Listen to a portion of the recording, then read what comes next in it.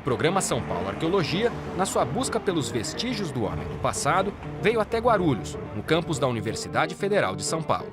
É aqui onde encontramos com a professora Cláudia Plens.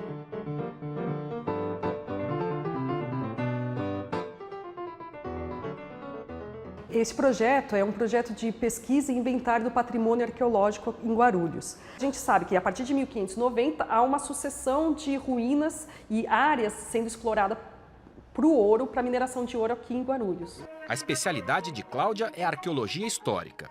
A arqueologia histórica é uma arqueologia em que você junta, então, uma metodologia propriamente da arqueologia, onde você estuda a cultura material e, a partir dela, tenta entender a sociedade, o comportamento humano, mas você agrega também estudos de documentos escritos. Fomos com Cláudia até os sítios estudados na zona rural de Guarulhos. Ela explica. Hoje a gente está indo no Tanque Grande, que é um dos lugares, que pode ser um dos primeiros lugares de mineração do Brasil. Então a gente vai conhecer esse lugar, que faz parte do nosso projeto, mas quem conhece bem o caminho é o Elton Soares, que é um morador local e que é uma das pessoas que tem descoberto vários locais bem interessantes, históricos aqui de Guarulhos. Então ele vai nos levar lá. Vamos lá? Cláudia, a gente está onde e a gente está indo para onde? A gente está aqui na parte central de Guarulhos e a gente está indo para um sítio chamado Tanque Grande. Tá? É um dos sítios onde ele fica no alto de uma montanha e onde a gente tem a confluência de dois rios que formam um tanque, que foi construído mais ou menos em 1600. A gente começou a fazer um levantamento que eu chamei de Pesquisa de Inventário e Patrimônio Arqueológico de Guarulhos. Então a gente chama de PIPAG o projeto. É um projeto de arqueologia histórica, portanto a gente não está fazendo escavações, a gente está trabalhando com as próprias edificações que ainda existem. E tentar entender, através de mapeamentos, a configuração espacial e o que isso resultou na sociedade que morou aqui, desde a época da colonização até atualmente. Esses caminhos que a gente está passando agora são caminhos bastante antigos, que os indígenas já usavam para poder transitar nessa área. A gente vê em documentos escritos que os índios estavam aqui, foram eles que fizeram essas estruturas que a gente vai ver. No caminho, a mudança de paisagem era nítida. Cada vez menos casas e menos rua asfaltada. Aqui a gente já está vendo que está tendo uma parte bem mais rural, né? A paisagem vai mudando, né? Muda bastante. Aqui é uma parte que a urbanização ainda não chegou com toda sua força.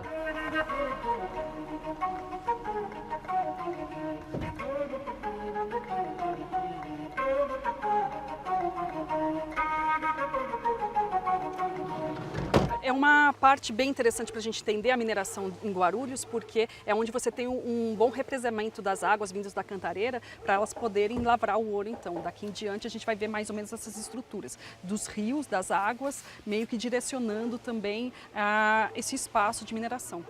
Legal, vamos lá? Vamos lá. Começamos em uma trilha fechada a caminho de uma caverna onde passavam águas subterrâneas. De tanto verde, é difícil acreditar que estamos tão perto de São Paulo. Bom, aqui é uma das ruínas que compõem esse complexo do Tanque Grande e ela é interessante porque é uma rocha que foi escavada, né? Veja bem que passava água por aqui.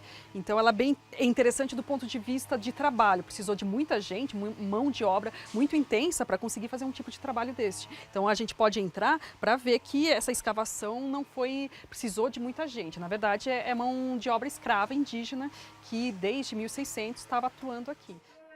Aqui a gente mapeou, na verdade, então a gente tem muitas fotografias, alguns croquis, que são os desenhos que a gente faz, e a partir disso a gente tenta ligar essas estruturas com as outras que a gente está vendo e com pequenas trilhas que a gente está vendo que foram necessárias ser abertas para construir isso daqui. Então tem montanhas, cortes nas montanhas também, então a gente foi mapeando tudo isso para entender onde que as pessoas passavam. E esse túnel foi feito para conduzir água por uma distância de aproximadamente 9 quilômetros até o bairro das Lavras, que já é na parte urbana. Então a mineração demanda muita água e essa primeira etapa da mineração em São Paulo, principalmente, é o ouro de lavagem. Então você precisava de muita água para lavar o cascalho. Então esse túnel tinha essa função para levar água para uma distância de aproximadamente 9 quilômetros. Tá? Cláudia, onde a gente está indo agora, para depois a gente conhecer aqui como é que foi? Isso foi feito artificialmente pelo homem para poder criar essa condição que o Elton acabou de dizer. E agora a gente está indo para qual local? A gente está indo justamente para o tanque onde a gente está represando dois rios, então, para ter realmente essa quantidade, esse volume de água que vai passar por esses canais que a gente vai começar a ver a partir de agora. Legal, vamos lá então. E não é que no meio da mata nos deparamos com um problema que é também da cidade? Com a ausência das chuvas, os rios abastecidos pelo sistema Cantareira secaram.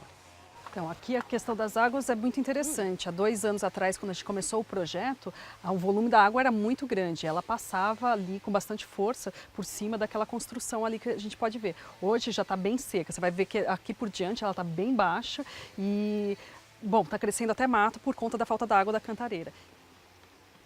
Aqui é um lugar interessante porque os geólogos aqui que estudam a região, eles fizeram um grande estudo e falando que isso daqui foi desconstruído. Na verdade, essa montanha, ela foi cortada e até pela própria mineração, mas a gente vai ver também que muitas dessas pedras foram reutilizadas para fazer outras estruturas ali embaixo. Então aqui é um lugar onde foi tirada a matéria-prima mesmo. Tá? É um grande corte, um grande trabalho na montanha. Aqui nesse local que a gente está descendo, já começa a aparecer a evidência de uma outra estrutura de pedra construída, que vocês vão poder ver aqui, que é com essa matéria-prima que eu falei para vocês, daquela rocha ali. Aqui a gente vê que, na verdade, é sempre um complexo, não são ruínas isoladas. Você tem paredes, muitas vezes os caminhos todos, você tem a montanha que foi cortada. Essas águas, elas estão bem em veios de ouro. Então a gente tem um veio que, a princípio, eu tinha mapeado e parece formar um Y de cabeça para baixo, assim, essas ruínas. Quando você vai ver o mapa dos veios de ouro, ela também está nessa mesma. Por isso que, na verdade, eles estão seguindo onde está aparecendo o ouro. No meio da pesquisa, Cláudia encontrou o que chama de rejeitos. São pedras, na verdade eles fizeram cortes na pedra, eles lavraram ou cortaram para fazer a parede e isso daqui foi o que foi jogado fora, o que já não foi útil e que eles já jogaram. Então aqui onde a gente está em cima de rejeitos, como se fosse um entulho de pedras, né?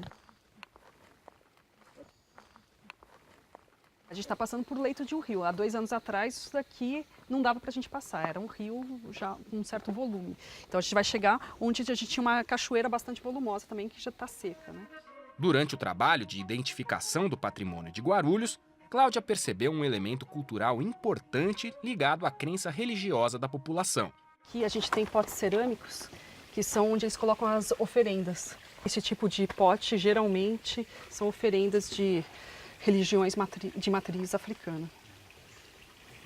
Isso é recente, né? Isso é recente.